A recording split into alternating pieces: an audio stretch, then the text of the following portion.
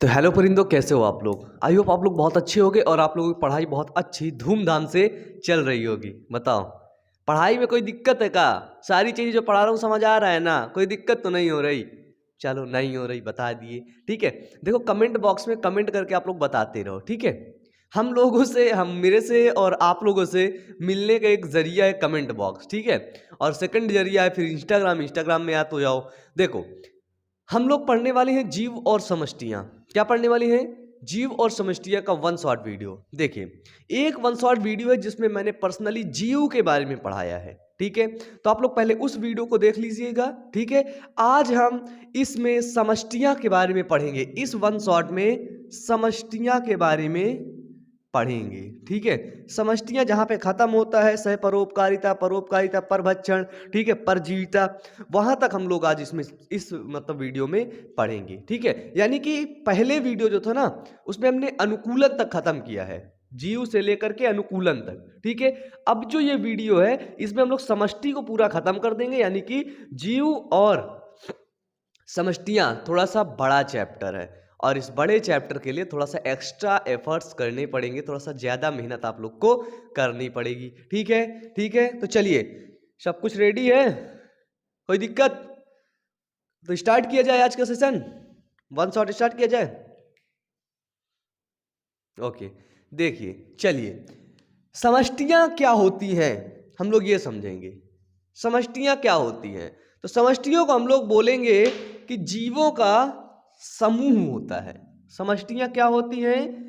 किसका समूह होता है? जीवों का समूह, जीवों का समूह। इस समष्टियाँ को हम लोग पॉपुलेशन भी बोलते हैं, ठीक है। पॉपुलेशन, जीवों का समूह बोल सकते हैं, या फिर ऐसे बोल सकते हैं कि समान जीवों को, है ना, कोई समूह में रखा जाता है, ठीक है। नहीं बॉस, 1 मिनट क्या दिक्कत है? एक सेकेंड। है ना। देखिए, समष्टियां को ऐसे लिख सकते हैं कि समान जीवों के समूह को, समान जीवों के समूह को क्या कहते हैं? समष्टियां कहते हैं। या फिर कोई जीव है, जैसे एक हमने लिया, ये पृथ्वी है, इस पृथ्वी में इस जगह पर समान जीव वो की हमने गणना की, ठीक है। समान जीव, जैसे यहाँ पे हमने देखा, यहाँ पे डॉगी ज्यादा मात्रा में है, डॉग, तो हमने सभी डॉग की समष्टियां को अध्ययन किया, सभी डॉग की समष्टियां को बोला। तो समष्टियां क्या होती हैं? कि जीवों का समूह, ठीक है। या फिर इसमें लिख सकते जीवों का समूह जिसमें अंतः प्रजनन होता हो। अंतः प्रजनन मतलब क्या? कि डॉगी की शादी एक कैट से थोड़ी ना हो सकती है, या एक कैट की शादी एक रैट से थोड़ी ना हो सकती है, नहीं हो सकती ना। अंतः प्रजनन मतलब कैट कैट, डॉगी डॉगा, है ना, डॉगी डॉगा, कैट कैटू, है ना, कैट फीमेल, कैटू मतलब नहीं, कैट मेल, कैटू मतलब फीमेल। है ना, मेल फीमेल शादी होगी, ठीक है। तो जीवों का समूह जिसमें अंतः प्रजनन होता हो। अंतः प्रजनन मतलब क्लोजली वो लोग रिप्रोडक्शन करते हो, ठीक है। ऐसा नहीं कि फालतू उनको करवाया जा रहा हो कि ले बेटा तू कर इसके साथ, नहीं, ठीक है। उसे बोलते हैं अंतः प्रजनन। पॉपुलेशन समष्टियां क्या होती है? कि समान जीवों के समूह को क्या बोलते हैं? समष्टियां बोलते हैं। समान जीवों के समूह को पॉपुलेशन बोलते हैं। अब हम लोग पर्सनली इस लेक्चर में पढ़ेंगे क्या? कि समष्टियों को प्रभावित करने वाले कारक, ठीक है। हेडिंग बना लो अपनी, चलो हेडिंग बना लो, समष्टियों को प्रभावित करने वाले कारक, प्रभावित करने वाले कारक। देखो, डरना नहीं है, लड़ना नहीं है, अच्छे से पढ़ाई करनी है, ठीक है। जो बच्चे वीडियो को पहले देख चुके हैं ना, मेरे सारे लेक्चर आप लोग देख चुके हैं, तो इस लेक्चर को ना रिवीजन के तौर पर देख लो, पूरा आपका रिवीजन हो जाएगा। और जो बच्चे पहली बार मेरे से पढ़ने आए हैं ना, उनसे एक रिक्वेस्ट है कि सभी बायोलॉजी के वन शॉट वीडियो ना इसी चैनल पर पड़े हुए हैं, तो जाओ चैनल पर और वन शॉट वीडियोस को देख लो, ठीक है, क्योंकि चैनल पर सभी वीडियोस को ना पड़े हुए हैं, ठीक है। चलिए, ऐसा बोला जाता है कि इस समष्टि, इस डॉग की समष्टि या किसी भी चीज की समष्टि, इन समष्टियों को प्रभावित करने वाले कारक कौन कौन से हैं? देखिए, प्रभावित करने वाले कारक है, पहला है हमारा जन्म दर, ठीक है, फिर क्या है मृत्यु दर, फिर है लिंग अनुपात, ठीक है, फिर चौथा क्या है आयु संरचना, आयु वितरण, ठीक है, आयु वितरण। ये है जो हमारे समष्टियां को प्रभावित करते हैं, ठीक है। किस प्रकार से प्रभावित करते हैं ये देखते हैं। देखिए, अगर इस समष्टि में जन्म दर बढ़ती रहेंगी तो क्या समष्टि प्रभावित होगी? बिल्कुल प्रभावित होगी। अगर इस समष्टि के अंदर मृत्युएं लगातार होती रहेंगी, लगातार डेथ होते रहेंगे, तो क्या ये समष्टि प्रभावित होगी? सर बिल्कुल प्रभावित होगी। मैं कह रहा हूं ना, आप लोग भी सोचिए ना कि अगर आपके घर में, सोचो आपका घर हमने माना एक समष्टि है, पर्यावरण का एक भाग है जिसको हम बोलो समष्टि है, वहां पे इंसान रहते हैं। यदि आपके घर में बच्चों की संख्या बढ़ती जाए, है ना, कोई भी हो, मतलब लगे हैं अपने बच्चे पैदा करने में, आपके घर में बच्चों की संख्या बढ़ती जाए तो क्या प्रभावित होगा कि नहीं आपका घर? सब चीजों की दिक्कत आएगी। और अगर लगातार बच्चों की संख्या घटती जाए, मृत्यु दर बढ़ता जाए, तो क्या होगा? प्रभावित होगा ना, बिल्कुल प्रभावित होगा। या फिर घर घर में शादी हो नहीं सकती, है ना। अब आता है लिंग अनुपात, शादी वाला मैटर। जितने लड़के उतनी लड़कियां, तभी तो शादी हो पाएगी। ऐसा तो है नहीं कि जितने कम लड़के हैं और ज्यादा लड़कियां हैं तो सभी लड़कियों की शादी हो जाएगी। ऐसा तो है नहीं कि ज्यादा लड़के हैं और कम लड़कियां हैं तो सभी लड़कों की शादी हो जाएगी। ऐसा नहीं ना। लिंग अनुपात मतलब इनका रेशियो बराबर होना चाहिए। 50 लड़की तो 50-51 लड़के हो गए, ठीक है। ऐसे ये हो गया लिंग अनुपात, ठीक है। आयु वितरण मतलब आयु के हिसाब से इसमें वितरण किया जाता है कि कौन सी संरचना वाले आयु किस स्टेज पे है, ठीक है, ये देखा जाता है। तो देखिए, जन्म दर क्या होता है? जन्म दर होता है कि किसी एक पर्यावरणीय क्षेत्र में जीवों की संख्या में वृद्धि। क्या होता है? ये क्या होता है? ये होता है जीवों की संख्या में वृद्धि, ठीक है।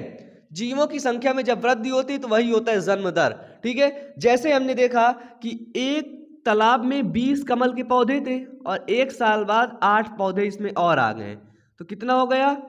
28 पौधे हो गए। बताओ, जनसंख्या में वृद्धि हुई कि नहीं? अब इसका फॉर्मूला कैसे लगाओगे? जन्म दर बराबर 20/8 लिख दोगे तो कितना आएगा? 0.4, ठीक है। 0.4 संतति प्रति कमल प्रतिवर्ष के हिसाब से वृद्धि किया है, ठीक है। इतनी संतति प्रति कमल और प्रति वर्ष के हिसाब से ये वृद्धि कर रखा है, ठीक है। ये वो समझ लिया। मृत्यु दर क्या होता है? जीवों की संख्या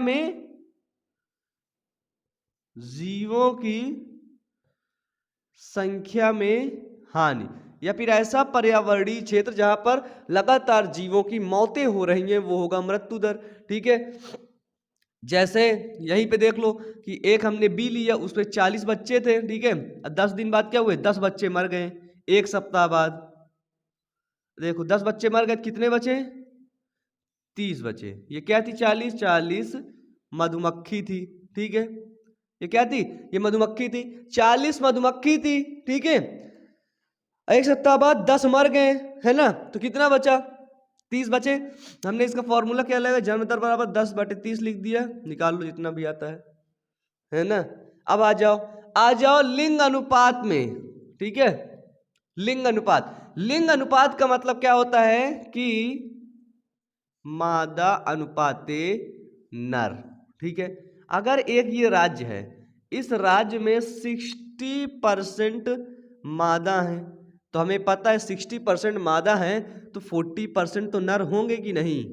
अब इसका लिंग अनुपात निकालिए। लिंग अनुपात क्या होगा? 60% अनुपाते 40%, ये देखो, या फिर 6:4 रेशियो है नर और मादा का। बताइए सही है? लिख लोगे ना इतना?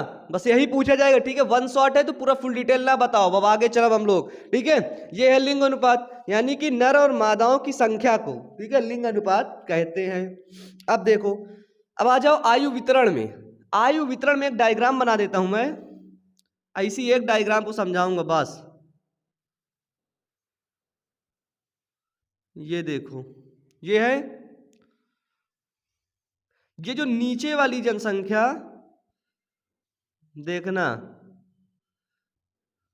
इसमें 3 जनसंख्या है, एक ऊपर वाली, एक ये बीच वाली 2 ठो, एक नीचे वाली। देखना ये जो नीचे वाली जनसंख्या है ना, ये जनसंख्या है जन्म पूर्व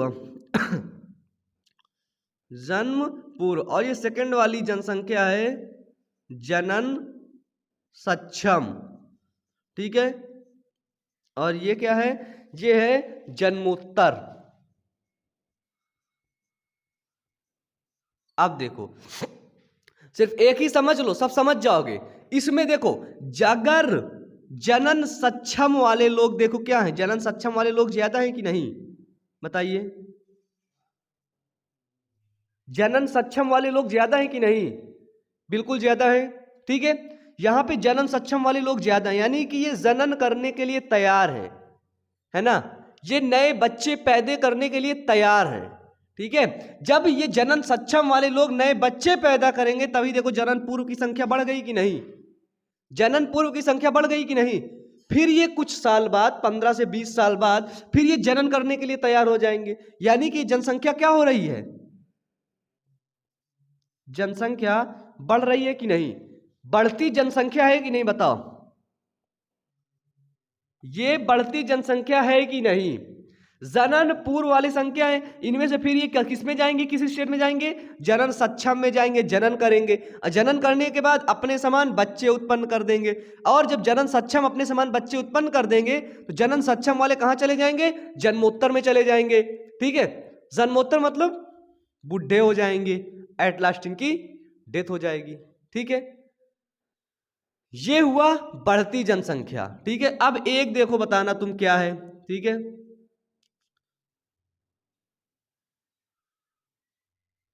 ये देखो एक ये है,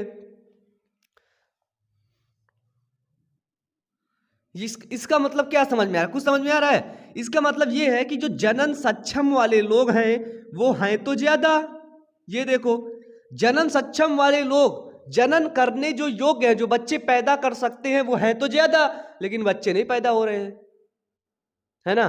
तो यहां पे क्या है बताइए, ये आपकी स्थिर जनसंख्या हो रही है, घटती जनसंख्या, ठीक है। जनसंख्या लगातार कंटिन्यूअस घट रही है, ठीक है। चलिए अब क्या बचता है, अब आपका एनसीईआरटी में एक वो आता है, कौन सा एक फॉर्मूला आता है, उस फॉर्मूले को बताना बहुत ज्यादा जरूरी है, तो इतना आप लोग लिख लो, इसको मिटा दें, हम लोग आगे बढ़े, ठीक है। और देखो ये वाले ना, इसका डायग्राम ना उसमें देख लो, एनसीईआरटी में मेंशन कर रखा है, एनसीईआरटी में देख लेना बहुत अच्छा होगा, ठीक है। नहीं देखोगे दिक्कत तुम्हारे लिए है, इसको देख लेना, ठीक है। और देखो जहां तक है समष्टि आज हम लोग खत्म करेंगे, ठीक है, ऊपरी ऊपरी लेवल का, ठीक है, ताकि तुम लोग पास भी हो जाओ, अच्छे नंबर भी ले आओ, ठीक है, कोई दिक्कत नहीं होगी। समष्टि घनत्व यन देख लो, समष्टि घनत्व क्या होता है, समष्टि घनत्व, देखो समष्टि घनत्व का मतलब होता है कि प्रति इकाई क्षेत्र में व्यक्तियों की संख्या, इसमें इंक नहीं है, ठीक है, क्या है कि प्रति इकाई क्षेत्र में, प्रति इकाई क्षेत्र में व्यक्तियों की संख्या, ठीक है। प्रति इकाई क्षेत्र में व्यक्तियों की संख्या को अपन लोग क्या बोलते हैं, समष्टि घनत्व बोलते हैं। जैसे देखो, जैसे हमने इस एरिया में देखा, इस एरिया में देखा हमने पार्थेनियम के 200 पादप थे, एग्जाम्पल देख लो, एनसीईआरटी में मेंशन है, ठीक है, एनसीईआरटी में लिख रखा है 200 पार्थेनियम के पादप थे, और यहां पर एक बरगद का पादप था, ठीक है।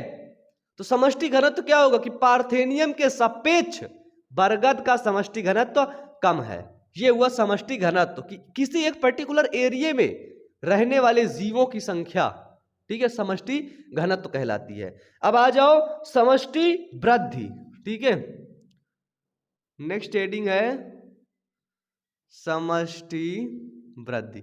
समष्टि वृद्धि में एक डायग्राम, एक चार्ट मेंशन कर रखा है आपके एनसीईआरटी में, देख लो, ये है समष्टि घनत्व। अच्छा ये बताओ, ये जो समष्टि है, एक जैसे ये समष्टि है, इस समष्टि में अगर लगातार जन्म दर होती रहेंगी, अगर लगातार जन्म होता रहेगा तो क्या होगा, समष्टि घनत्व तो बढ़ेगी ना। अगर लगातार यहाँ पे मौतें होते रहेंगी तो समष्टि घनत्व तो घटेगी ना। दो वर्ड और आते हैं, एक आता है अप्रवासन, एक आता है उत्प्रवासन। अप्रवासन का मतलब किसी दूसरी समष्टि से या किसी दूसरे देश से लोग आए और उस समष्टि में आके रह जाएं, एकदम से रह जाएं, ठीक है। फिर वो जाए वाए नहीं, वहीं बच्चे पैदा करें, वहीं मरने की तैयारी भी कर लेंगे, हम इसी समष्टि में मरेंगे, ठीक है। जैसे कोई बाहर किसी देश से आया इंडिया, बोला मैं यहीं रहूंगा, यहीं घर बनाऊंगा, यहीं रहूंगा, यहीं मर जाऊंगा, ठीक है। बताइए, अप्रवासन मतलब जो बहुत ढेर सारी मात्रा में लोग आके इंडिया में बस गए तो अप्रवासन हुआ। अप्रवासन हुआ तो समष्टि बढ़ी ना, समष्टि घनत्व तो प्रभावित हुआ, बिल्कुल। और उत्प्रवासन मतलब इंडिया से बहुत ढेर सारे लोग छोड़ के भाग गए, चले गए, है ना, बाहर रहने के लिए, तो समष्टि हमारी प्रभावित हुई ना, समष्टि हमारी घट गई ना। तो देखो, समष्टि घनत्व जिसको हम लोग यन से इंडिकेट करते हैं, इसका एक फॉर्मूला है। फॉर्मूला ऐसे नहीं है, फॉर्मूला है ऐसे, ठीक है। ये देखो, यहां पे है हमारा जन्म दर, अगर जन्म दर इंक्रीज होगी तो समष्टि घनत्व तो बढ़ेगा, ये देखो प्लस का निशान बना दिया। अगर यहां पे है हमारा मृत्यु दर, अगर मृत्यु दर इंक्रीज होगी तो समष्टि घनत्व तो बढ़ेगा, घटेगा, ठीक है। अब आया अप्रवासन। अप्रवासन, यदि अप्रवासन बाहर से लोग हमारे यहाँ पे रहने आएंगे, उसी एक पर्टिकुलर समष्टि में रहने आएंगे, तो क्या होगा, समष्टि घनत्व प्रभावित होगा। फिर इसके बाद आता है उत्प्रवासन, अगर किसी समष्टि से, इस समष्टि से लोग छोड़ के चले गए, लोग बाहर चले गए अधिक मात्रा में, समष्टि प्रभावित होगी नहीं। इस अप्रवासन में लोग बाहर से इस समष्टि में प्रवेश कर रहे हैं रहने के लिए, ठीक है। ये हुआ समष्टि घनत्व। अप्रवासन की डेफिनेशन लिख सकते हो कि समष्टियों के व्यक्तियों की वह संख्या, जो निश्चित अवधि के दौरान कहीं और से आए हैं। क्या है कि जो निश्चित समष्टि के दौरान, निश्चित अवधि के दौरान वो लोग क्या है, वो कहीं और से आए हैं। फिर उत्प्रवासन की समष्टियों के व्यक्तियों की वह संख्या जो निश्चित अवधि के दौरान अपना आवास छोड़कर कहीं और चले जाते हैं, ठीक है। ये हुआ समष्टि घनत्व, ठीक है। समष्टि वृद्धि, इसका एक फॉर्मूला याद कर लो। देखो, यहां से एक चीज देख लेना, इसको B से, इसको D से, इसको I से और इसको E से, ठीक है, इंडिकेट करते हैं। तो यहाँ पे एक फॉर्मूला बस याद करने के लिए है, NT+1 equal to NT+B+I minus D+E। इसको चुपचाप याद कर लो, इससे कोई भी वो नहीं पूछा जाता है। पहले तो आपसे सवाल लगाने के लिए नहीं पूछा जाएगा, और दूसरी बात, इससे कोई भी कुछ नहीं पूछा जाएगा, बस इससे फॉर्मूला पूछ लिया जाएगा। कभी कभी फॉर्मूला आधा दे रखता है, इतना मिटा देता है। NT+1 बराबर NT+B+I माइनस D+E, ठीक है। ये फॉर्मूला याद कर लो। देखो क्या रहा है, अगर वृद्धि, ठीक है, जन्म दर और अप्रवासन क्या होगा, प्लस होगा, बढ़ेगा तो समष्टि घनत्व प्रभावित। अगर मृत्यु दर और उत्प्रवासन बढ़ेगा तो समष्टि घनत्व प्रभावित है, ठीक है। यही है उतना। अब हम लोग बढ़ते हैं इसके आगे। तो देखिए, मेरे पुराने लेक्चर जो थे, जो मैंने लेक्चर में पढ़ाया था, उसी लेक्चर को मैं इसमें ऐड कर रहा हूं, ठीक है। वही लेक्चर इसमें ऐड हो जाएंगे और वही लेक्चर आप लोग देख लेंगे, ठीक है। तो बिना किसी गलती के आप लोग कंसिस्टेंट लेक्चर को पूरा देखेंगे, ठीक है, पूरा देखेंगे। तो मैं क्या करता हूँ, क्या करेंगे अब हम लोग कि देखिए, वही चैप्टर सेम है, जितना मुझे पढ़ाना था मैंने आपको पढ़ा दिया। इसके आगे मैंने बहुत तेजी से पढ़ाया है आपको, बस 1-1.5 घंटे का लेक्चर रहेगा, आप लोग पूरा फुल 1 शॉट वीडियो देख लीजिएगा, ठीक है। इससे क्या होगा, आपका रिवीजन हो जाएगा, ठीक है। देखिए, आगे बढ़ने से पहले आपको बता दूं कि हमारा एक सेकंड चैनल है, बायो अमन मोटिवेशन। आप लोग उस चैनल पर जाकर के मोटिवेशनल वीडियोस को जरूर से जरूर देखेंगे, ठीक है। चलिए, पढ़ा, जब समष्टियां का खत्म हो रहा था तो वहां मैंने आपको एक वो दिया था, फॉर्मूला दिया था, याद है ना? बताओ जल्दी से फॉर्मूला बताओ, याद है कि नहीं? n बराबर वाला, n बराबर ये वो मिला के वो, याद है ना? याद करो जल्दी से उसको, उस फॉर्मूला को पहले याद करो। देखो, सबसे पहली बात बता दूं, इस चैप्टर से डरने की जरूरत नहीं है भैया। किसी चीज से डरोगे तो वो हमें और डराएगा, इसलिए डरो वरो नहीं, ऐसे उसका डट के सामना करो। हम तुम्हारे साथ हैं, जब बायो अमन तुम लोगों के साथ है तुम लोगों का बड़ा भाई तुम लोग का साथ है, तो फिर काहे लिए डरना? बताओ, काहे लिए डरना? तो आज हम लोग पढ़ने वाले हैं, देखो समष्टि में हमने बहुत कुछ कल के बारे में पढ़ा। जन्म दर क्या होता है, मृत्यु दर क्या होता है, लिंग अनुपात क्या होता है ना, अप्रवासन क्या होता है, उत्प्रवासन क्या होता है। एक छोटा सा क्वेश्चन है, पूछ लूं?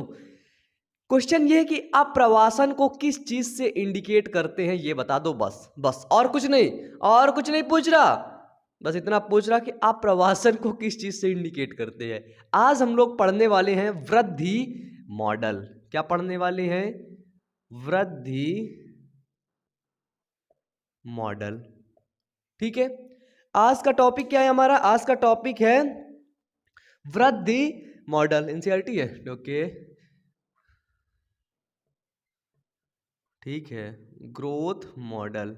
ठीक है, आज हम लोग पढ़ेंगे वृद्धि मॉडल। समष्टि, जो समष्टि होती है ना, उसकी एक वृद्धि होती है ना। कोई भी समष्टि में अनेक जीव आते हैं, ठीक है, कोई स्पेसिफिक जीव भी आता है, उस जीव की ना एक अलग से वृद्धि होती है। ठीक है, समष्टि में क्या होता है, वृद्धि मॉडल में क्या होता है कि कोई हमारी समष्टि होती है ना। गलत लिख गया भैया, कोई हमारी समष्टि होती है और उस समष्टि में रहने के लिए जो आवास है और भोजन उसे मिलता रहता है, तो क्या होती है? समष्टि में वृद्धि होती है। ठीक है, अब हम यही पढ़ेंगे कि आखिरकार ये वृद्धि कैसे होती है, किस प्रकार से होती है, कितने प्रकार की ये वृद्धि होती है, किस तरह से ये वृद्धि हो सकती है। तो देखिए, आपका एनसीईआरटी क्या लिख रखा है कि देखो, आप एनसीईआरटी के पॉइंट उठाओ। चलिए स्लाइड, हाँ एनसीईआरटी स्लाइड वृद्धि मॉडल की। देखिए, अब आपका एनसीईआरटी स्लाइड आप लोग को दिख रहा होगा। वृद्धि मॉडल में क्या लिख रखा है कि क्या किसी समष्टि की वृद्धि के साथ साथ कोई विशिष्ट या प्रागयुक्त योग्य प्रतिरूप दर्शाती है। जो समष्टि की वृद्धि होती है ना, वो एक अलग से प्रतिरूप दर्शाती है ना। अब देखो क्या लिख रखा है कि जैसे बोल रहा है, जैसे हम अपने देश की मानव समष्टि की अनियंत्रित वृद्धि, जैसे हमारे देश की, भारत की समय जो मानवों की जो अनियंत्रित वृद्धि है ना, जनसंख्या बढ़े जा रही है, अनियंत्रित वृद्धि, और इससे जन्मी समस्याओं से चिंतित हैं। जब जनसंख्या की वृद्धि होगी तो इनसे जाहिर सी बात है समस्याएं आएंगी, और उन्हीं समस्याओं से आज हम चिंतित हैं, परेशान हैं, दुखी हैं।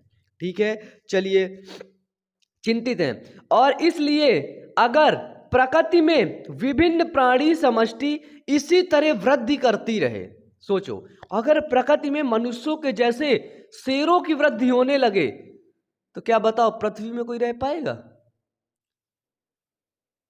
क्या प्रकृति में मनुष्य के जैसे, है ना, चीतों की वृद्धि होने लगे, तो बताओ।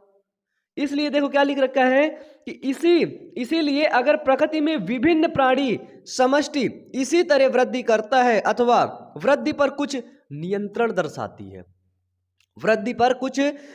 दर्शाती है, इस बारे में हमारी जिज्ञासा स्वाभाविक है कि भैया इनकी जो जनसंख्या ना नियत कैसे रहती है, प्रकृति उसका चयन कर लेती है, प्रकृति उसे खुद मार देती है। ठीक है, देखिए, समष्टि वृद्धि को कैसे नियंत्रित रखा जा सकता है, समझना कि समष्टि वृद्धि को कैसे नियंत्रित रखा जा सकता है, इस बारे में शायद हम प्रकृति की दो बातों से सीख सकते हैं, है ना।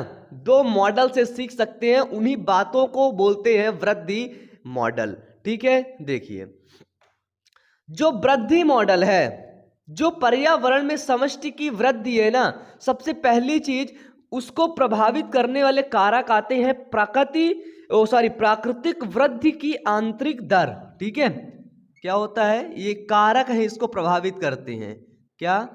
प्राकृतिक वृद्धि की आंतरिक दर। ठीक है, ये प्राकृतिक वृद्धि की आंतरिक दर क्या होती है कि इनमें जनसंख्या के आकार में प्रति व्यक्ति वृद्धि। ठीक है, क्या होता है इसमें, जनसंख्या के आकार में प्रति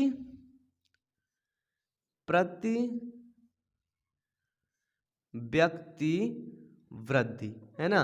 पूरी जनसंख्या में नहीं देखा जा रहा, प्रति व्यक्ति में वृद्धि देखा जा रहा है। किसमें, प्राकृतिक वृद्धि, जो प्रकृति के अंदर वृद्धि हो रही है उसकी आंतरिक दर, उसके अंदर घुस करके एक समष्टि में जैसे लोगों को देखा, उन समष्टि के उन एक लोग को उठा करके देखा, ये क्या वृद्धि दर्शा रहा है।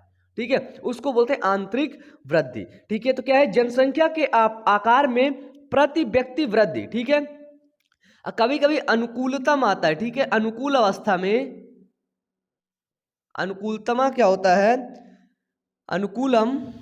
ठीक है, अनुकूलम में क्या होता है, अधिकतम जन्म दर एवं न्यूनतम मृत्यु दर। ये अनुकूल कब होता है, जब इसमें अधिकतम जन्म दर होगा और न्यूनतम मृत्यु दर। ये कब प्रभावित होगी, प्रकृति वृद्धि की आंतरिक दर देखो, जब जन्म दर अधिक होता जाएगा और मरने वाले लोगों की संख्या कम रहेगी, है ना। इसका एक फॉर्मूला दे रखा है, R बराबर B माइनस D। इसे याद कर लो बचुआ, इसको याद कर लो, दिमाग में इसको रख लो, इट्स वेरी इंपॉर्टेंट। ठीक है ना, इसको याद कर लो, ये सच में बहुत इंपॉर्टेंट है, महत्वपूर्ण प्रश्न है। ठीक है, खाली यही पूछा जाता है, R बराबर पूछ लिया जाएगा, B माइनस डी होता है, याद रखोगे, याद रखोगे। फिर आता है पर्यावरणीय प्रतिरोध। ठीक है, पर्यावरणीय प्रतिरोध। देखो बता दें, जो जीव ज्यादा वृद्धि करता है ना, जो जीव ज्यादा मतलब अपना साम्राज्य खड़ा करने का सोचता है ना, उसका फिर एट लास्ट पर्यावरण उसका चयन करती है, उसको बोलते हैं पर्यावरणीय प्रतिरोध। पर्यावरण उसके सामने आकर के खड़ी हो जाती है कि बोल अब तू क्या करेगा, अब मैं हूं तेरे पास। पर्यावरण के दो फैक्टर होते हैं, पहला हमने देखा क्या होता है, अजैविक कारक, और दूसरा हमने देखा क्या होता है, जैविक कारक। ठीक है, मार्कर कम चल रहा है। अजैविक कारक में आते हैं जल, भोजन, प्रकाश, जगह, है ना। क्या आता है इसमें, जल आ गया, भोजन आ गया, प्रकाश आ गई, जगह हो गया। ठीक है, इसमें क्या हो गया, इसमें जैसे परजीवी हो गया, शिकार हो गया, है ना। जो परजीवी रहते हैं उसी के उसमें रहते हैं शरीर में, अब वो भी लाभ लेते हैं, वो भी लाभ ले, शिकार हो गया। और इसमें सबसे चीज आती है स्पर्धा। ठीक है, किसी जीव को रहने के लिए जो स्पर्धा होती है, जो इनमें स्ट्रगल होता है वो। तो देखिए पर्यावरणीय प्रतिरोध दो होते हैं, जैविक और अजैविक कारक।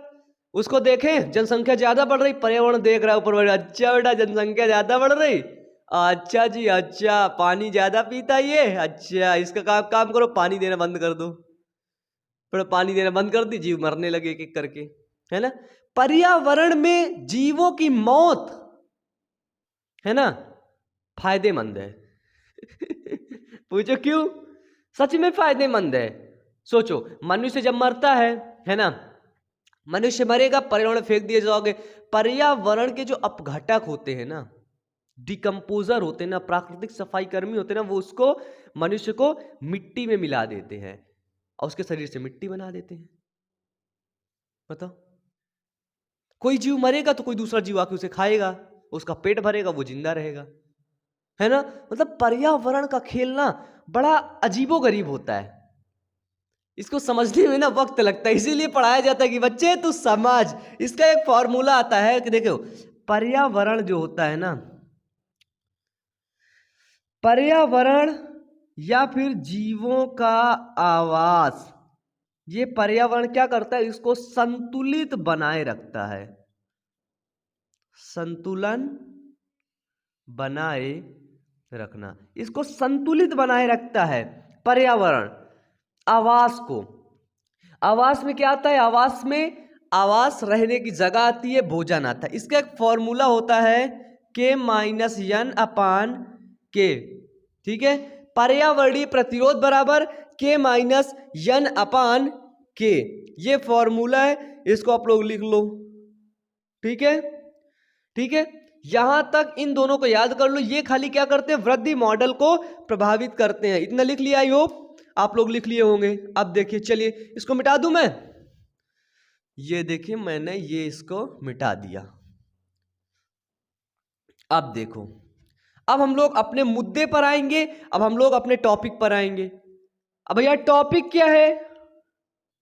टॉपिक ये है कि जो वृद्धि मॉडल है वो कौन कौन से, जो दो वृद्धि मॉडल आपने बताया वो कौन कौन से हैं और वो कैसे प्रभावित करते हैं। तो देखिए, पहला वृद्धि मॉडल है चर घातांकीय वृद्धि। क्या है? चर घातांकीय वृद्धि।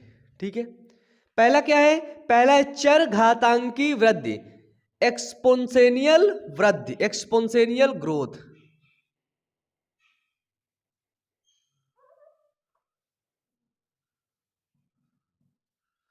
है ना, इसमें भी खत्म हो गई, एक्सपोनेंशियल ग्रोथ। और सेकंड आता है ज्यामितीय वृद्धि, है ना, सॉरी सॉरी सॉरी, संभार तंत्र वृद्धि, संभार तंत्र वृद्धि, लॉजिस्टिक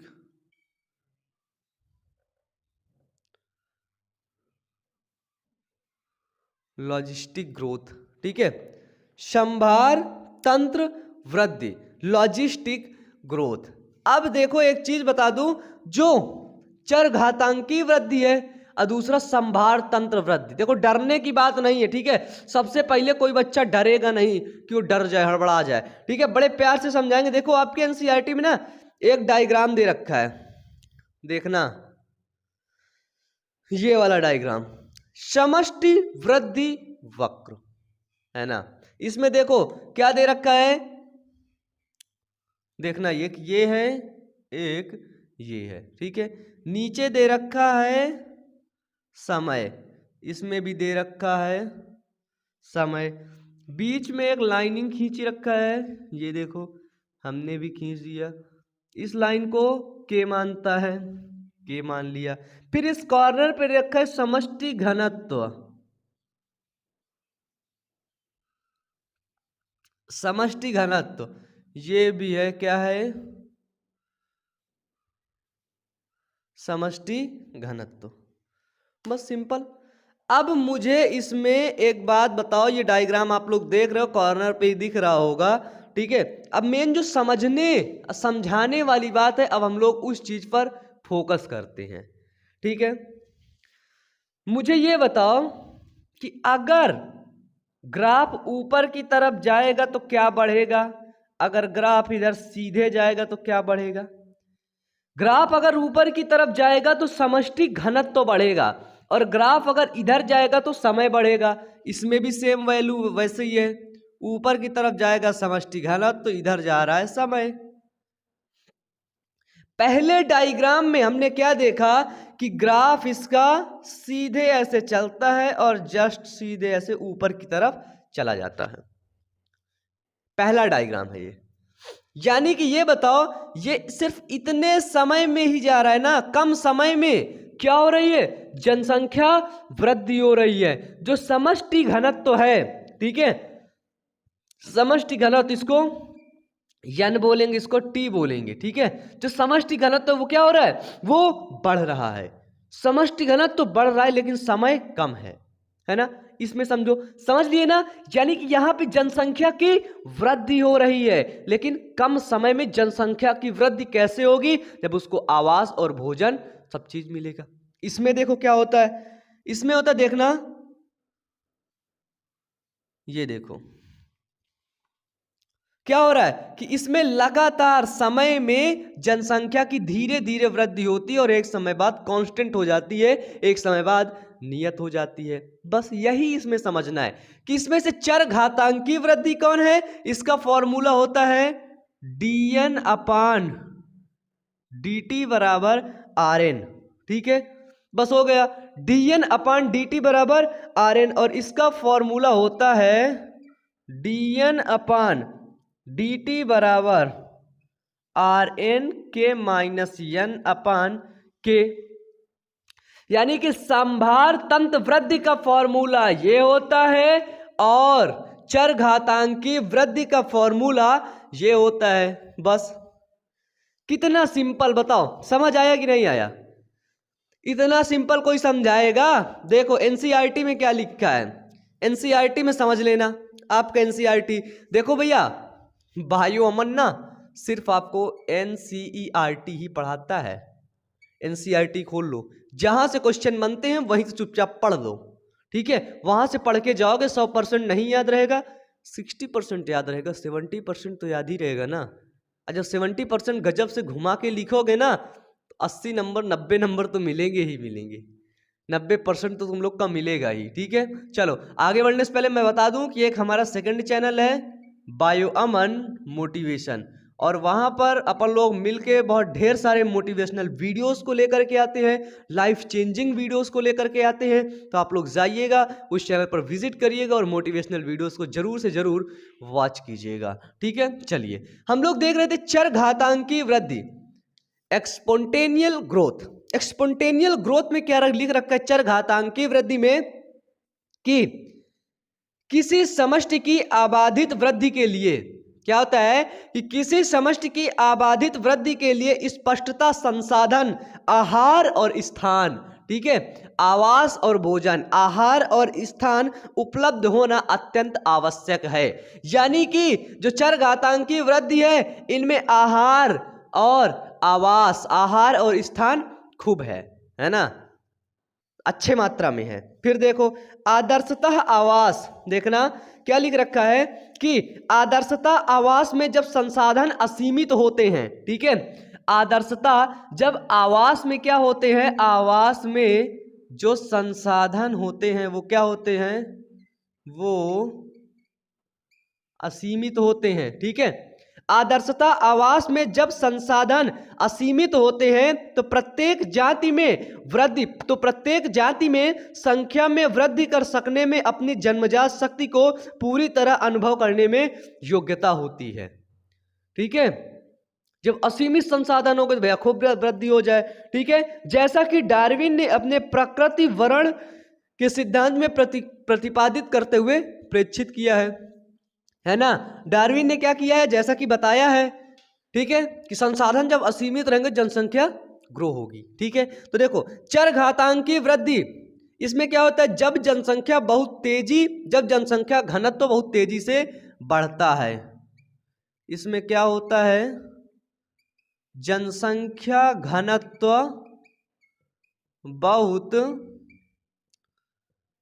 तेजी से बढ़ता है। छोटा लिख रहा होगा तो लिखते चलो मेरे साथ, जनसंख्या घनत्व तो बहुत तेजी से बढ़ता है और कम समय में, इसमें लिख लो कि कम समय में जनसंख्या घनत्व,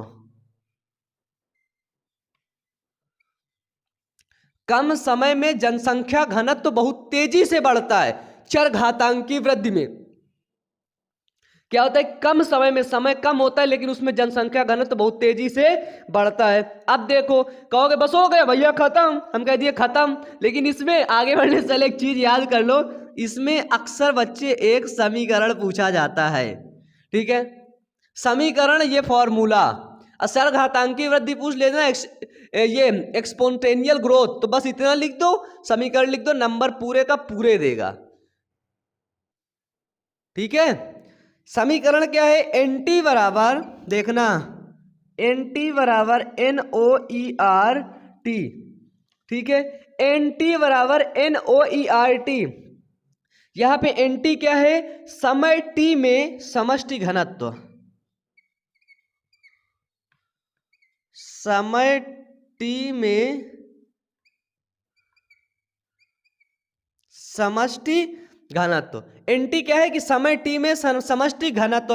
अब देख लो यहां पे एनओ क्या है कि समय शून्य में समष्टि घनत्व,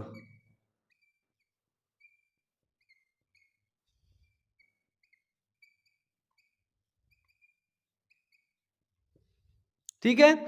कि समय शून्य में समष्टि घनत्व होता है। आप देखो यहां पे बचा आर और ई। आर क्या है? आर आर बराबर बी माइनस डी। अभी कुछ ऐसे करके बताया था क्या मैं, याद है? तो आर क्या है? प्राकृतिक वृद्धि आंतरिक दर। ठीक है,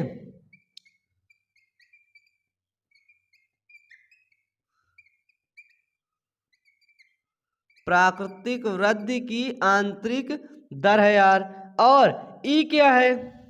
ई है हमारी प्राकृतिक लघुगणकों का आधार। ठीक है,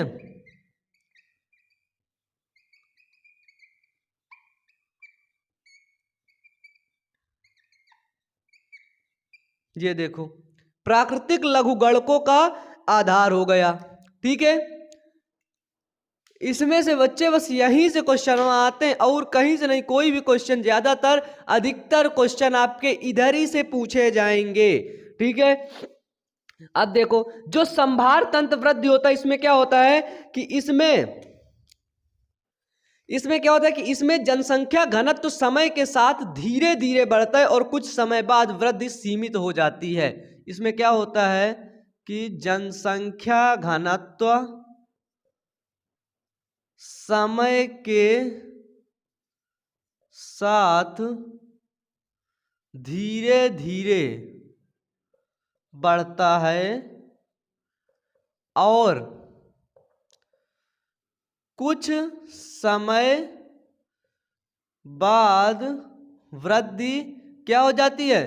कुछ समय बाद वृद्धि सीमित हो जाती है। आप लोग देख रहे हैं, देखो जनसंख्या घनत्व समय के साथ धीरे धीरे बढ़ा, लेकिन कुछ समय बाद वृद्धि क्या हुई? सीमित हो गई, कांस्टेंट हो गई। इसका ये फॉर्मूला है dn/dt बराबर rn k माइनस n अपान के। ठीक है, और यही इसका समीकरण है। क्या है? यही इसका फॉर्मूला है और यही इसका समीकरण है। ठीक है, इसका समीकरण क्या है देखना, एनसीईआरटी में क्या मेंशन करके रखा है ये देख लो। ठीक है, समीकरण पूछ लिया संभार तंत्र वृद्धि का समीकरण बताओ, तो क्या लिख रखा है एनसीईआरटी में? dn/dt बराबर, ठीक है, rn k माइनस n अपान के। बिल्कुल वही फॉर्मूला है। ठीक है, इसमें दे रखा है n क्या है? समय t में समष्टि घनत्व। ठीक है, यहाँ पे जो n दे रखा है, n दे रखा है, n क्या है? समय t में समष्टि घनत्व। r क्या है? r दे रखा है, r क्या है?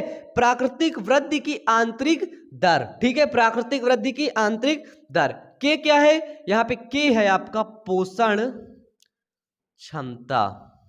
इसको लिख लो, जो बताया हूं इसको लिख लो, ये बहुत इंपॉर्टेंट है। संभार तंत्र वृद्धि, लॉजिस्टिक वृद्धि में क्या लिख रखा है एनसीईआरटी कि प्रकृति में किसी भी समष्टि के पास इतने असीमित संसाधन नहीं होते हैं कि वो चरघातांकी वृद्धि कर सके। ठीक है, जो प्रकृति में, ठीक है, किसी भी समष्टि के पास, कोई भी समष्टि के पास इतनी असीमित संसाधन नहीं होते जिससे वो चरघातांकी वृद्धि, मतलब कि कम समय में खूब वृद्धि कर सके, इतने संसाधन ही नहीं होते हैं। ठीक है, फिर देखो इसके कारण सीमित संसाधनों के लिए ये बेटियों में स्पर्धा होती है। जो सीमित संसाधन होते हैं उनके लिए बीच में आपस में स्पर्धा होती है, आपस में टकराव होता है। ठीक है, टकराव होता है। आखिर में योग्यतम व्यक्ति जीवित बना रहेगा और जनन करेगा। जो उस प्रकृति के लिए योग्य होगा वही जीवित बना रहेगा और वही जनन करेगा। ठीक है, आगे लिख रखा है कि अनेक देशों की सरकारों ने भी इस तथ्य को समझा है कि मानव समष्टि वृद्धि को सीमित करने के लिए विभिन्न प्रतिबंध लागू किए गए हैं। सरकारों ने भी इस चीज को समझा है कि जो मानव की समष्टि है ना, जो मानव की जनसंख्या है ना, उसको वृद्धि करने के लिए अनेक कानून लाए गए हैं कि भैया मनुष्य कंट्रोल हो जाओ, मुन्ना कंट्रोल, थोड़ा कम बचपन का जन्म दो, है ना, नहीं जनसंख्या वृद्धि होगी। पर्यावरण फिर अगर चयन किया तो कोरोना जैसा हाल फिर आएगा, लेके डुबा के खत्म कर डालता है ना। तो बताओ सिंपल था कि नहीं? चरघातांकी वृद्धि संभर तंत्र, बस इतना बनाना है, इसको लिख देना है, इतना बनाना है, इसको लिख देना है, बस यही है।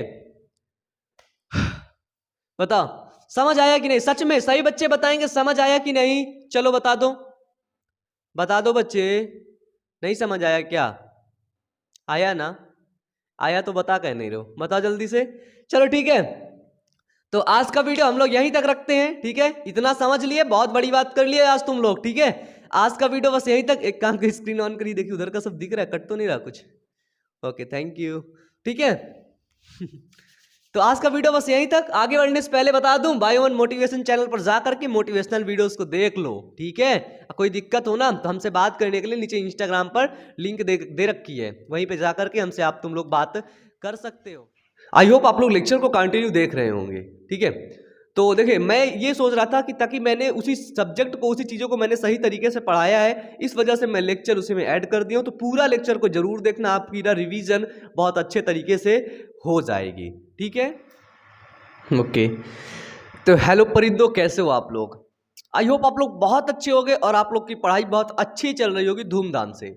हम लोग पढ़ रहे थे जीव और समष्टिया। जीव और समष्टिया के भाग 9 तक हम लोगों ने पढ़ लिया है और आज है हमारा भाग 10। और भाग 10 में भाग 10, 11 जहां तक एक दो भाग और बनेंगे, नहीं तो बस ये खत्म होने वाले चैप्टर के बिल्कुल ना हम एक किनारे पर आ गए हैं ठीक है, बिल्कुल खत्म होने के किनारे पर आ गए हैं, बिल्कुल खत्म होने की कगार पर आ गए। अब डरने की कोई जरूरत नहीं, बस समझ के चलना है। थोड़े से और समझने वाले पॉइंट हैं, बायोमन के साथ समझ लो। ठीक है, कोई दिक्कत नहीं है तुम लोगन का। देखो, इसके पहले मैंने आपको बताया था ना, एक अवसरवादी प्रजाति, अवसरवादी वृद्धि, जब इनको अवसर मिलते तब बढ़ जाते हैं। जैसे एक बताया था चर घातांकी वृद्धि, है ना, बताया था ना ऐसे कुछ? बताइए। तो इन चीजों को देखो, पुरानी चीजों को ना रिकॉल करते रहो। जब आज आप नया लेक्चर देखने आए हो तो आप क्या करिए, आप पुराने जो लेक्चर देखे हैं उनको थोड़ा सा रिवीजन कर लीजिए। ठीक है, क्योंकि रिवीजन करना बहुत ज्यादा जरूरी है। ठीक है, और एक अच्छे परिंदे होने के नाते आप लोग रिवीजन जरूर करेंगे, क्योंकि जो परिंदे होते हैं ना वो किसी को ब्लेम नहीं करते हैं, वो खुद पर ब्लेम करते हैं कि भैया तुमने नहीं पढ़ा था इसलिए अच्छे मार्क्स नहीं आए। ठीक है, आप लोग भाई ओमन के ना खुले परिंदे हो और आप लोगों की उड़ान ना आसमान की होगी, लोग देखते रह जाएंगे। ठीक है, चलिए बिना किसी बात के आज हम लोग क्या पढ़ेंगे? समष्टि पारस्परिक क्रियाएं। ठीक है, आज हमारी हेडिंग पड़ेगी समष्टि पारस्परिक क्रियाएं। ठीक है, इसमें बताया जा रहा है जो समष्टि है ना, वो किस प्रकार से समष्टि परस्पर में क्रियाएं करती है। जैसे बताया जाता है कि जो समष्टि होती है ना, ऐसा तो है नहीं कि समष्टि में एक ही प्रकार का जीव हो। बताइए, ऐसी कोई जगह है जहां पर सिर्फ मनुष्य ही रहता हो और कोई जीव जंतु ना रहते हो? या फिर ऐसी कोई जगह है जहां पर सिर्फ एक प्रकार के जीव जंतु रहते हो, एक प्रकार के जीव हो और कोई जीव जंतु कुछ भी नहीं? ऐसा नहीं ना, यानी कि समष्टि में ना अनेक जीव जंतु पादप सब मिल के रहते हैं और उन्हीं मिलने की वजह से उनको फायदा होता है, उनकी वजह से उनको लाभ होता है। ठीक है, चलिए जैसे जैसे हमने कॉलोनी ले ली, ठीक है, एक्स वाई और जेड। ठीक है, एक्स वाई और जेड, पहले को हमने माना जंतु। ठीक है, ये है हमारी जंतु और ये है पादप और ये है बच्चे सूक्ष्म जीव। अब तुम कहते होगे कि भैया जो पादप है, जो पौधा है, वो पौधा जंतु के लिए कहे का इंपॉर्टेंट है ना? पादप अगर रह रहा है, जंतु रहे चाहे ना रहे, कोई फर्क नहीं पड़ता है। बताइए, पादप की जगह पे अगर जंतु रहे या ना रहे तो फर्क पड़ता है? आप कहेंगे नहीं फर्क पड़ता है, लेकिन हम कह रहे हैं फर्क पड़ता है। क्यों पड़ता है? देखो, आधे जंतु पौधे में अपना घर बना के रहते हैं, आधे जंतु पौधे को अपना खाना खाते हैं, है ना? जंतु और पादप के बीच के रिलेशन पता है क्या है? जानते होगे, श्वसन क्रिया विधि। पौधे क्या करते हैं? कार्बन डाइऑक्साइड को ग्रहण कर लेते हैं। हम लोग क्या करते हैं? ऑक्सीजन को ग्रहण करते हैं। ऑक्सीजन हमें कहां से मिलती है? पौधे देते हैं। अब पौधे को कार्बन डाइऑक्साइड कहां से मिलती है? मनुष्य देता है। सोचो, अगर इनमें से एक जाति को कुछ दिक्कत हुआ तो दूसरी जाति क्या संकट में पड़ेगी कि नहीं? बिल्कुल पड़ेगी। बिल्कुल पड़ेगी। यही होता है समष्टि के पारस्परिक संबंध। अब कुछ ऐसे संबंध है जैसे पादप का सूक्ष्म जीव के प्रति कोई संबंध है, बताओ। तो एक पता होगा जो सूक्ष्म जीव है ना, जो जीवाणु है, वो पता है वो क्या करता है, वो हमेशा रोग उत्पन्न करता है, और ओकरे कुछ काम है नहीं है, वो हमेशा रोग उत्पन्न करेगा। बताओ। तो तुम लोग कहते हो कि यार जीवाणु का कोई काम है नहीं, एक ऐसा टाइम होना चाहिए जीवाणु मर जाए, पूरे पूरे पृथ्वी पर जीवाणु खत्म हो जाए। तो बच्चे ये जो जीवाणु है ना, ये जो सूक्ष्म जीव है ना, ये मृदा में जो पोषक पदार्थ होते हैं उसको पादप तक पहुंचाते हैं। सोचो, अगर ये जीवाणु ना हो तो पौधे कैसे जिंदा रहेंगे। जैसे जैसे जैसे जैसे तुम लोग हो, ठीक है, तुम चचा हो, ये चचा, वाह, कतई मुस्कुराते हुए, है ना, और तुम जा रहे थे ऐसे चल के, है ना, ये एक आई बटरफ्लाई,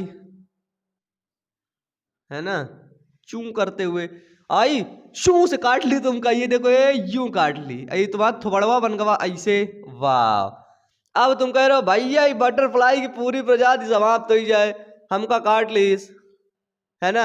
अब तुम कह रहे हो यार ये बटरफ्लाई का क्या काम है, इसका कोई काम ही नहीं है, इस काटती है, नुकसान कर देती है ना, फिर इंजेक्शन भी लगवाना पड़ता है। यार एक काम करो, इसको मार डालो, इसको खत्म कर डालो। पूरी बटरफ्लाई की वो सारी बटरफ्लाई नहीं है जो वो काटता है, क्या बोलते हैं इसको, काटने वाला रहता है, बहुत तेज काटता है, बचपन में बहुत बार काटा हमें भी, क्या बोलते हैं यार एग्जैक्टली नाम नहीं याद आ रहा मुझे, है ना, जो भी हो, काटू नाम रख लो इसका, काटू, है ना, काटू, ये काटने वाला रहता है, काटू नाम है, बाकी एक नाम बहुत प्यारा सा है ना, जो भी हो, आप लोग पता हो नीचे कमेंट बॉक्स में बताना। तो काटू गया, उसको काटा कट से, अभी सोचा काटू का कोई काम ही नहीं है, लेकिन बच्चे है काम, तुम्हें तो कोई काम नहीं है, तुमका पाइस काट ली, सू से भाग गवा, लेकिन इसका काटू का काम कहाँ पे होगा, परागण की क्रिया में।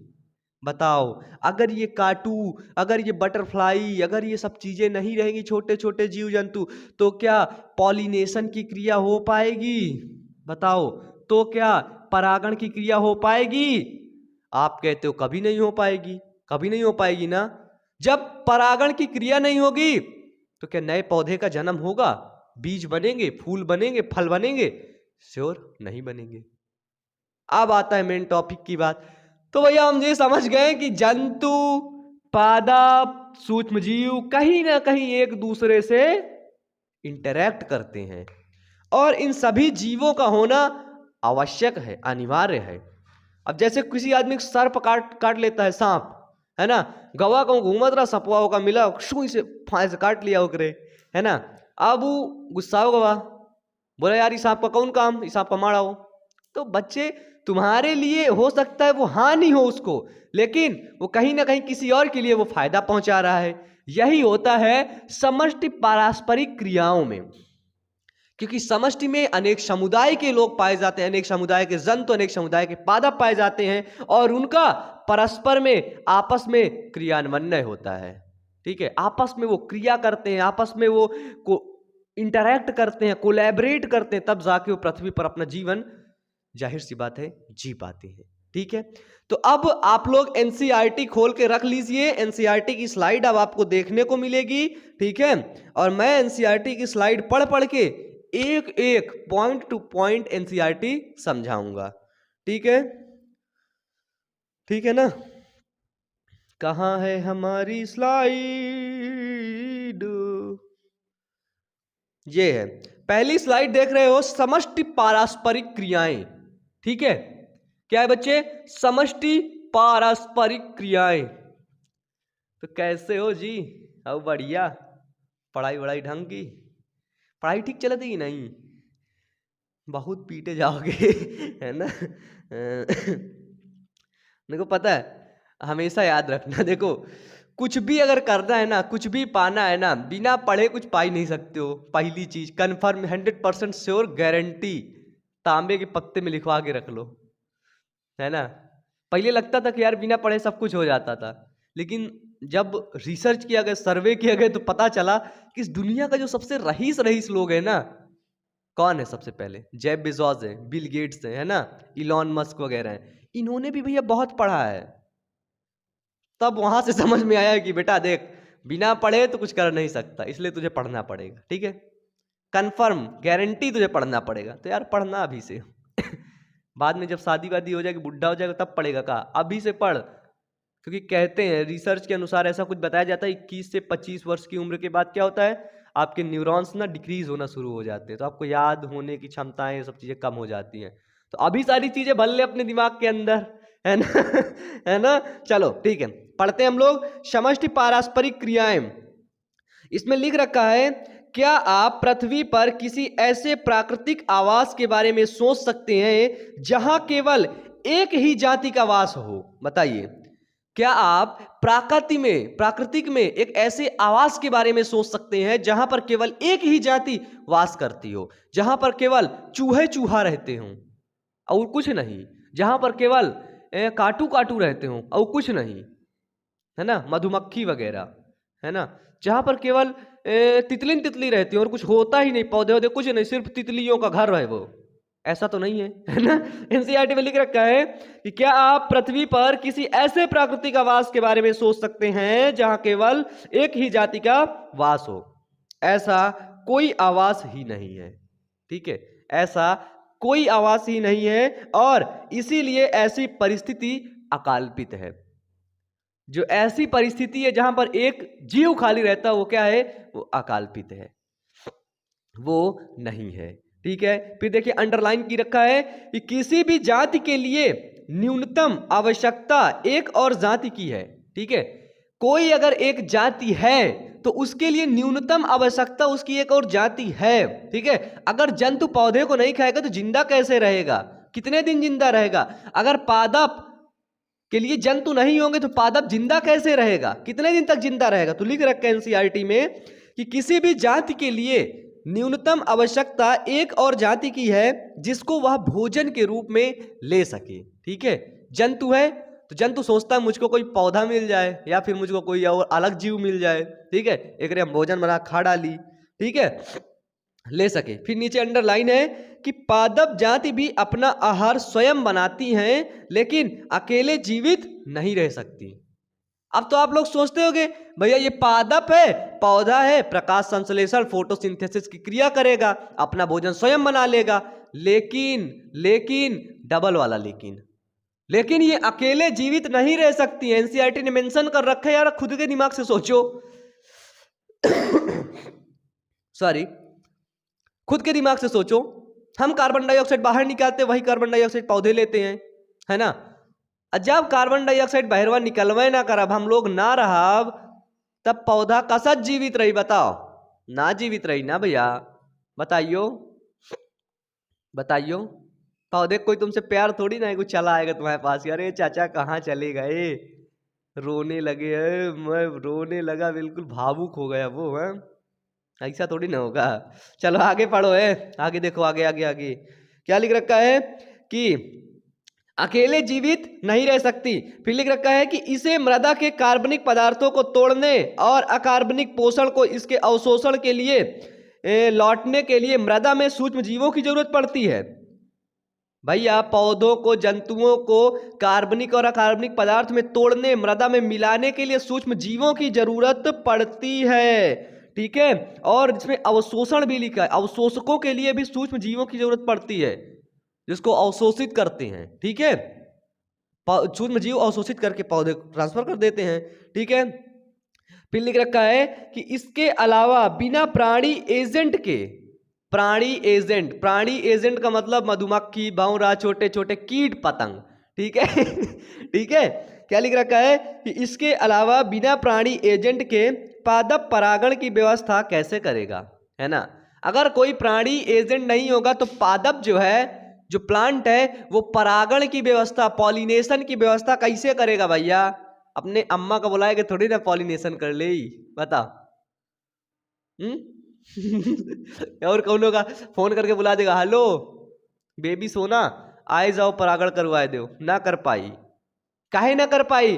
क्योंकि उसको एक प्राणी एजेंट की जरूरत है, भंवरे, कीट पतंग, तितलियां की जरूरत है। अगर तितली वितली ना हुई है तो के लग फोन करके बुलाई, शेर को बुलाएगा, शेर आजा, शेर को फोन करो, शेर क्या कर रहा है? शेर बोला मैं सो रहा हूँ, मतलब आजा आजा परागण की जरूरत है, शेर आवा 2 घंटा हमारा पूरा पेड़ भाई खराब ही हुआ ले आओ। सोचो कितना मतलब प्रकृति का क्या खेल है, गजब का खेल है मतलब, है ना। तितली, छोटे छोटे जीव जो हमारे लिए दुष्ट लगते हैं, है ना, गंधैले लगते हैं, हरामखोर लगते हैं, वो भी पृथ्वी में कहीं ना कहीं काम आते हैं, है ना। हम लोग सोचते हैं मच्छर हमका काटत है, नुकसान पहुंचाता है, लेकिन मच्छरों से कहूं ना कहूं कुछ होता होगा। ढूंढो क्या होता है, मच्छर किसके लिए फायदेमंद है, कहीं ना कहीं तो कुछ उसका फायदा होगा, तभी वो पृथ्वी पे है, तभी वो जीवित है ना। चलिए आगे है कि यह स्पष्ट है कि प्रकृति में पादप, यह स्पष्ट है कि प्रकृति में प्राणी, पादप और सूक्ष्म जीव ना तो पृथक रह सकते हैं और ना ही रहते हैं। यह स्पष्ट हो गया कि प्रकृति में जंतु, पादप और सूक्ष्म जीव या जीवाणु ना प्रकृति में अलग रह सकते हैं और ना ही रहते हैं। ठीक है, अगर ये रहेंगे तो इनकी जाति संकट में आ सकती है, ना ये रहते हैं, बल्कि जैव समुदाय बनाने के लिए विभिन्न तरीके से पारस्परिक क्रिया करते हैं। बल्कि ये लोग क्या करते हैं, ये लोग जैव समुदाय को बनाने के लिए, एक समुदाय को बनाने के लिए विभिन्न तरीके से क्या करते हैं, पारस्परिक क्रिया करते हैं। ठीक है, क्या करते हैं, पारस्परिक क्रिया करते हैं। फिर नीचे लिख रखा है कि न्यूनतम समुदायों में भी अपने पारस्परिक क्रियाशील अनुबंधताएं होती हैं। ठीक है, कभी कभी ऐसे समुदायों में लगता है कि यार इसका कोई काम ही नहीं है, हालांकि सभी बंधताएं आसानी से दिखाई नहीं देती हैं। कभी कभी ऐसा लगता है कि यार ये हमें बहुत नुकसान पहुंचा रहा है, बहुत छोटा सा जीव है, इसका कोई काम ही नहीं है, लेकिन कहीं ना कहीं उसका जो रिलेशन है वो किसी ना किसी जगह से होगा, और वो है रिलेशन। ठीक है, चलिए नेक्स्ट स्लाइड आती है आपकी। नेक्स्ट स्लाइड क्या है देखें, हाँ, तो नेक्स्ट स्लाइड आती है अंतराजातीय पारस्परिक क्रियाएं। ठीक है, क्या आती है, अंतराजातीय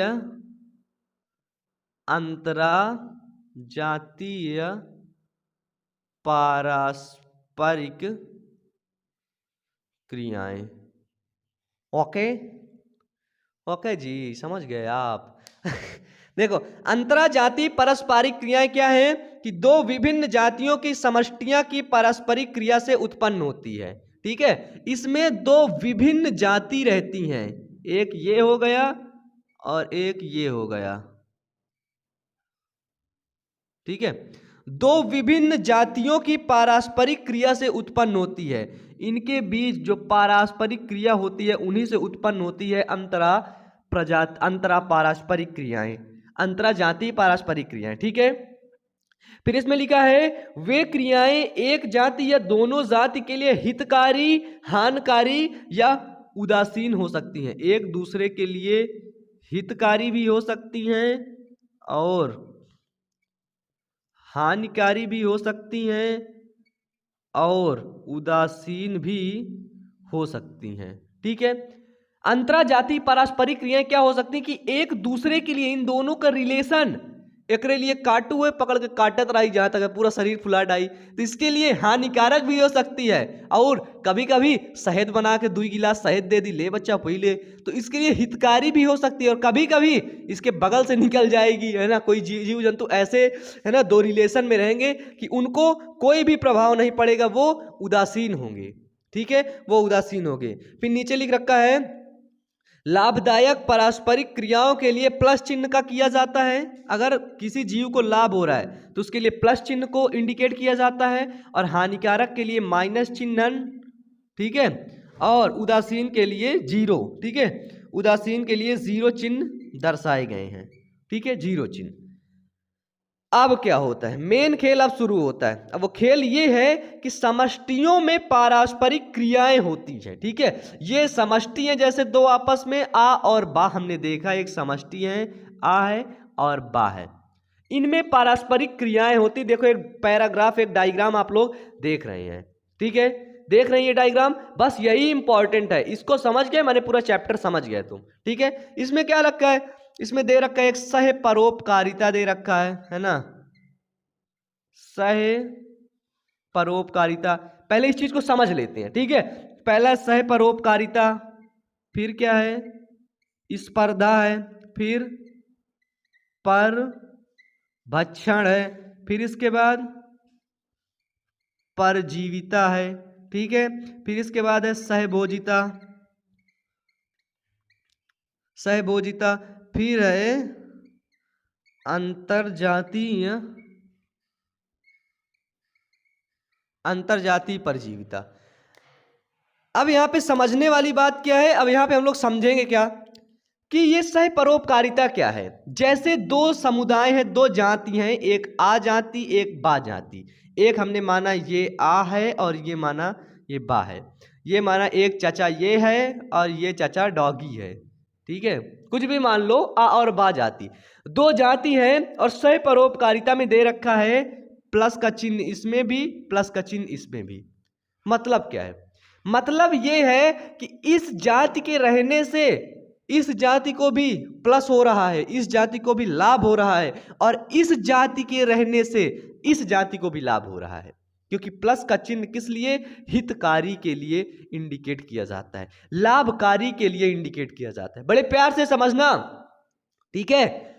सह परोपकारिता मतलब क्या होता है? सह परोपकारिता कहते हैं ना, परोपकार करो, ये परोपकार वर्ड ऐसा कुछ आता है, तो वहां भी क्या होता है? दो हितकारी का काम करो, कोई अच्छा काम करो तुम, ठीक है। तो यदि ये चाचा रहेगा तो इसके लिए भी लाभ होगा, और यदि ये चाचा रहेगा तो इसके लिए लाभ होगा, है ना।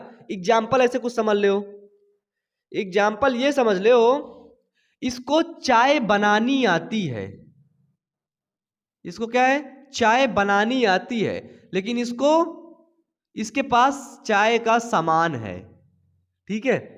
इसको बनानी आती है, इसके पास सामान है। जब ये दोनों लोग आपस में मिलेंगे तभी तो चाय बनेगी, और जब चाय बनेगी तभी दोनों लोग पिएंगे। इसके पास सामान है, इसको बनानी नहीं आती, इसको बनानी आती, इसके पास सामान नहीं है ना। तो दोनों लोग आपस में क्या? रिलेशन में रहना पड़ेगा, ठीक है। तो ये है सह परोपकारिता। ऐसे समझ ना लेना, ये सिर्फ एग्जाम्पल है, ठीक है। चलिए, सेकंड आता है स्पर्धा। स्पर्धा में क्या होता है? दोनों को हानि पहुंचती है। अब देखो, अब समझना, ई चचुआ का पीना है चाय, ठीक है, इतना ये है चाय, ये 4 लीटर चाय है। ई चाचा का पीना है चाय और इस चाचा को भी चाय पीना है। अब हुआ स्पर्धा, यानी कि अगर ये नहीं रहेगा तो चाय पूरा 4 लीटर यही पिएगा, इसको हानि मतलब लाभ होगा थोड़ा सा। लेकिन अगर ये दोनों रहेंगे तो इनके बीच में स्पर्धाएं होंगी, यानी कि कभी कभी पृथ्वी पर दो ऐसे जीव पाए जाते हैं जिनके आपस में क्या होता है? स्पर्धाएं होती हैं, ठीक है। जैसे घास का मैदान ले लो, चाय वाय हटा दो, घास का मैदान ले लो, ठीक है, घास है, पेड़ है, पौधे हैं, लेकिन ये जीव जो है, ये चचा सिर्फ घास खाएगा और सेकंड वाला चाचा भी घास खाएगा। तो अगर ये घास सोचो, ये घास 10 दिन खाने के लिए है एक लोग के लिए, अगर 2 लोग खाएंगे तो कितने दिन में खत्म कर देंगे? मात्र 5 दिन में खत्म कर देंगे, 5 दिन में खत्म कर देंगे ना। तो ये क्या हुआ? बीच में स्पर्धा हुई। स्पर्धा में क्या होता है कि स्पर्धा में दोनों को हानि होती है, एक दूसरे में रहने पे दोनों को हानि होती है। जैसे ले लो, जैसे मेडिकल फील्ड की तैयारी करने वाले 2 बच्चे, ठीक है, ये चाचा है चौरसिया जी और ये है रस्तोगी, ठीक है, ये दोनों नीट की तैयारी करत रहे, है ना। ये देखो, नीट की तैयारी कर रहे हैं, तो इनमें क्या है? इनमें आपस में प्रतिस्पर्धा है, इनमें आपस में क्या है? इनमें आपस में प्रतिस्पर्धा हो रही है मात्र 5 सीट, तो 2 सीट के लिए इन्होंने लड़ाई करने लगे ना, आपस में स्पर्धा होने लगी ना, है ना। तो यानी कि इसके रहने से इसका भी हानि है, इसके रहने से इसका भी हानि, कंपटीशन बढ़ रहा है, जाहिर सी बात है। ये हुआ है स्पर्धा। क्लियर है? क्लियर है ना। चलो, सह परोपकारिता क्या था कि ये नीट की तैयारी कर रहा है और ये कर रहा है फार्मा की तैयारी, ठीक है, फार्मा की। तो जो नीट का नहीं आता था वो फार्मा वाला इसको बता देता था, और जो फार्मा को नहीं आता था वो नीट वाला इसको बता देता था। यानी कि दोनों के रहने में क्या है? दोनों को लाभ हो रहा है, ठीक है। अब आता है परभक्षण। परभक्षण में क्या होता है? जैसे शिकारी और शिकार, जो शिकारी होता है वो क्या करता है? शिकार करता है, यानी कि ये चाचा है शिकारी, तो शिकारी का तो लाभ हो रहा है, लेकिन शिकार को क्या हो रहा है? हानि हो रही है। यानी कि शिकारी के रहने से एक जीव को लाभ हो रहा है और दूसरे जीव को हानि हो रही है। बताओ यार, बड़े प्यार से एनसीईआरटी का डायग्राम एनसीईआरटी खोल के रख लो। एनसीईआरटी में एक एक चीजें ना मेंशन कर रखी हैं, एक एक चीजें दे रखी हैं, ठीक है। ये है परभक्षण। अब आता है परभोजिता, ये है प्लस है, यानी कि परभोजिता में क्या है कि एक जीव दूसरे जीव के रहने से उसको हानि पहुंच रही है, ठीक है। एक जीव दूसरे जीव के रहने से तो उसको लाभ है, लेकिन दूसरे को कोई लाभ नहीं है, बल्कि उसके रहने से उसको हानि पहुंच रही है। जैसे हमारे सर में जुएं पहुंचते हैं, रहते हैं हम, जुएं क्या हुए, जुएं हुए आ मतलब हमारे शरीर में रहते हैं, उनको प्लस मिल रहा है, मतलब उनको लाभ मिल रहा है। क्या लाभ मिल रहा है, हमारे खून से खाना वाना खाते हैं, खाना पकाते हैं, इससे खाते पीते हैं, है ना, कोई दिक्कत नहीं। ये क्या है ना, ऐसे खाना खाते कोई दिक्कत नहीं, लेकिन हमारे शरीर में रह रहे हैं, हमें तो हानि हो रही ना, क्यों, क्योंकि हमारा खून चूस रहे हैं। बताइए, तो ये है परजीविता, ठीक है। अब आता है सहभोजिता। सहभोजिता में एक जीव प्लस में है, लाभ हो रहा है, लेकिन दूसरे को कोई फर्क ही नहीं पड़ रहा है ना। जैसे ये मनुष्य है, इसके ऊपर एक फंगस लग रहा है, ठीक है, ये फंगस है, फंगस का इन्फेक्शन हो गया, तो मनुष्य को लाभ हो रहा है। क्या लाभ हो रहा है, फंगस रह रहा है, कोई और बैक्टीरिया को जन्म नहीं देने दे रहा है ना, फंगस उस दूसरे बैक्टीरिया को खा जा रहा है, कोई और रोग उसके ऊपर नहीं पैदा हो रहा है, लेकिन फंगस को कोई हानि भी नहीं हो रही है, फंगस आराम से रह रहा है, ना मनुष्य को कुछ लाभ दे रहा है, मनुष्य को तो लाभ है लेकिन दूसरे को हानि भी नहीं है। सहभोजिता यही होता है कि एक जाति को, समष्टि में एक जाति को लाभ होता है, और लेकिन दूसरे जाति को उस जाति के रहने से कोई हानि भी नहीं होती है, ठीक है। बताइए, उस जाति के रहने से कोई हानि भी नहीं होती। तीसरा था अंतराजाति परजीविता, यानी कि एक जाति दूसरी जाति के रहने से उसको हानि होती है, ठीक है। एक जाति दूसरी जाति के रहने से उसको हानि होती है, लेकिन दूसरे को कोई फर्क ही नहीं पड़ता है। जैसे यहां पे एग्जांपल ले लो शेर का, ये है मनुष्य और ये है शेर, है ना। अब चित्र वित्र बना लेना, तो डॉगी जैसे लग रहा है ना। शेर मान लो, लॉयन है ये, लॉयन दहाड़ेगा तो भाग जाओगे, है ना, डॉगी योगी करके ना वो करना, ठीक है।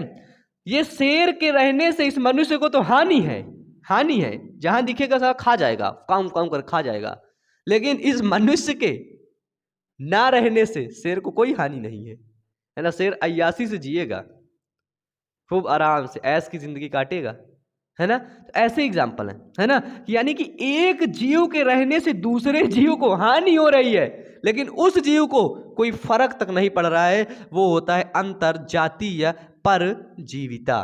बताओ समझ आया नहीं आया। अब देखो इसका डायग्राम देख लो। समष्टियों में पारस्परिक क्रियाएं जाति आ और जाति बा, है ना। पारस्परिक क्रिया का नाम क्या होता है कि दोनों जाति आपस में रहती है तो आपस में क्या है ना वो करती है, क्या लक्षण प्रदर्शित करती है, ठीक है। सहपरोपकारिता, है ना, स्पर्धा, परभक्षण, परजीविता, सहभोजिता, अंतरजातीय परजीविता। ये हुआ आपका डायग्राम। इसको समझो, मेन समझने वाला चाचा ये है और कोई नहीं समझने वाला, ठीक है। जो डायग्राम आप लोग देख रहे हैं वो एनसीईआरटी का डायग्राम है, क्योंकि आपको पता है कि मैं टोटल एनसीईआरटी ही आपको पढ़ाता हूं, ठीक है। और आपको बता दें कि हमारा एक दूसरा चैनल है, उस चैनल का नाम है बायो अमन मोटिवेशन।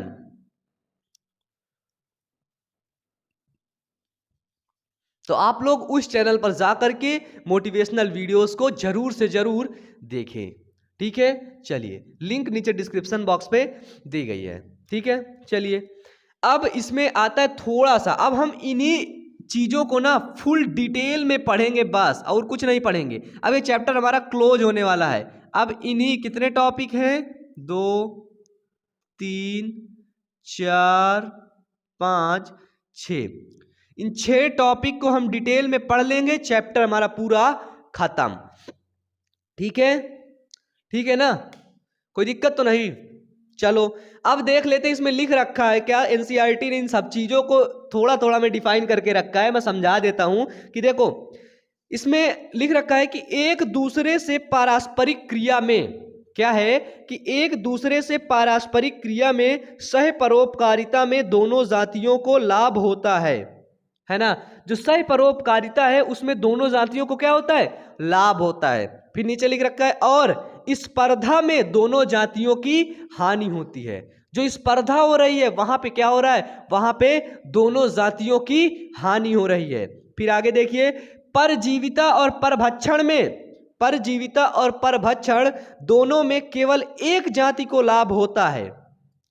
परजीविता और परभक्षण में क्या होता है, दोनों में केवल एक जाति को लाभ होता है और पारस्परिक क्रिया दूसरी जाति के लिए हानिकारक होती है। ठीक है, अब आप लोग देख रहे हैं जो पारस्परिक क्रिया जैसे परपोषी और शिकार, शिकारी और शिकार, परभक्षण है ना, परजीविता यानी कि परजीवी और परभक्षी है ना, शिकारी और शिकार के लिए हानिकारक होता है। फिर नीचे क्या लिख रखा है, बस खत्म होने वाला है। ठीक है, बस इतना ही है और आगे की स्लाइड नहीं है आज की, खत्म। ठीक है, नीचे क्या है कि ऐसी पारस्परिक क्रिया जिसमें एक जाति को लाभ हो और दूसरे जाति को ना लाभ होता हो न और ना ही हानि हो। ठीक है, कि ऐसी पारस्परिक क्रिया जिसमें एक जाति को लाभ होता है और दूसरे जाति को ना लाभ होता है और ना हानि होता है। एक जाति को तो लाभ हो रहा है लेकिन दूसरे को न लाभ हो रहा है ना ही उसको हानि हो रही है, उसे सहभोजिता कहते हैं। सहभोजिता किसे कहते हैं बताओ, यही डिफिनीशन है, सहभोजिता ना यही लिख लो चुपचाप। ठीक है, फिर आगे बढ़ो। दूसरी ओर अंतर जातीय परजीविता में एक जाति को हानि होती है जबकि दूसरी जाति अप्रभावित रहती है। ठीक है, एक जाति को क्या होता है, एक जाति को हानि होती है और दूसरी जाति उससे अप्रभावित रहती है। अभी मनुष्यवा मर जाएगा, सिरवा बाद में खाना का खाएगा, जो लायन होगा सारे मनुष्य को खा डालेगा तो बाद में वो खाना का खाएगा, है ना। उसको क्या होता है, वो जाति, फिर उसकी जाति भी अप्रभावित होती है। फिर नीचे लिख रखा है कि परभक्षण, परजीविता और सहभोजिता इन तीनों की एक साझा विशेषता है। ठीक है, क्या है, परभक्षण, परजीविता और सहभोजिता इन तीनों की एक साझा विशेषता है। फिर नीचे लिख रखा है कि पारस्परिक क्रिया करने वाली जातियां निकटता के साथ साथ रहती हैं। जो पारस्परिक क्रिया करने वाली जाति होती है ना, ये कैसी रहती है, ये निकटता के साथ रहती हैं, ये दोनों आसपास रहती है, निकट रहती हैं, क्लोज रहती हैं। ठीक है, ये आपका एनसीईआरटी में मेंशन कर रखा है। तो आज हम लोगों ने पढ़ लिया है समष्टि पारस्परिक क्रियाएं। ठीक है, उसमें हम लोगों ने देख लिया सहपरोपकारिता क्या होता है, स्पर्धा क्या होता है, परभक्षण क्या होता है, परजीविता क्या होता है, सहभोजिता क्या होता है, अंतरजातीय परजीविता क्या होता है।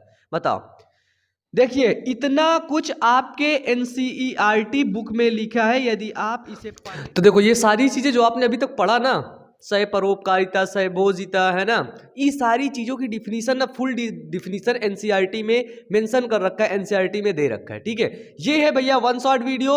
वन शॉट वीडियो में सभी चीजें हम डिटेल करके आपको नहीं पढ़ाएंगे। हमने बता दिया सहभोजिता क्या होता है, सहपरोपकारिता क्या होता है ना, परभक्षण क्या होता है, जितना भी चीज ना, अंतर परजीविता क्या होती है, सभी चीजों के बारे में हमने आपको यहाँ पर बता दिया थोड़ा थोड़ा। ठीक है, अब यदि आपको पूरा फुल डिटेल चाहिए तो फुल डिटेल वन शॉट में थोड़ी ना मिलेगा, है ना। जल्दी भी पढ़ना चाहते हो और सारा कुछ भी पढ़ना चाहते हो, ऐसे नहीं मिलेगा। अब पूछो सारे लेक्चर्स आपके कहाँ मिलेंगे, तो हमारे सारे लेक्चर्स इसी चैनल बायोमन चैनल की एक प्लेलिस्ट है, उसका नाम है कक्षा 12 जीव विज्ञान क्लास 12 बायोलॉजी। उसी चैनल पर सारे वीडियोस लगातार आपके अपलोड किए जाते हैं, तो आप वहां पर जाकर वीडियोस को चेक कर लीजिए। ठीक है, तो चलिए आज का वीडियो बस यहीं तक। पढ़ते रहो, मेहनत करते रहो और बताना कि ये वन शॉट वीडियो कैसा लगा, नीचे कमेंट बॉक्स में कमेंट करके जरूर से जरूर बताना। ठीक है, wish you all the best, thank you.